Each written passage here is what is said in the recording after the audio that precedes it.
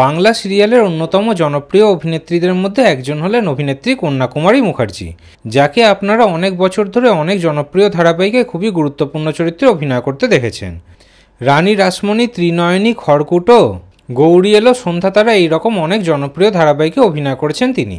এই মুহূর্তে অভিনেত্রী কন্যাকুমারী মুখার্জিকে আমরা পুবের ময়না ধারাবাহিকে অভিনয় করতে দেখতে পাচ্ছি। কয়েকদিন আগে আমরা খবর পেয়েছিলাম যে পুবের ময়না ধারাবাহিকটি কিন্তু আর কয়েকদিনের মধ্যেই শেষ হয়ে যাবে। ধারাবাহিকের শুটিং শেষও হয়ে গেছিল। 11ই জানুয়ারি ধারাবাহিকটি শেষ হওয়ার কথা ছিল, কিন্তু তারপর আমরা খবর পাই যে ধারাবাহিকটিকে আবার নতুন করে শুরু করা হচ্ছে। ধারাবাহিকের শুটিংও আবার শুরু করা হয়েছিল। পুবের ময়না ধারাবাহিকের গল্প আবার এগিয়ে নিয়ে যাওয়া হবে।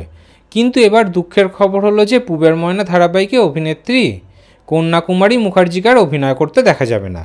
ধারাবাহিকে রোদ্দুরের কাকিমার ভূমিকাতে অভিনয় করছিলেন তিনি। এই চরিত্রে এবার অন্য অভিনেত্রীকে অভিনয় করতে দেখা যাবে।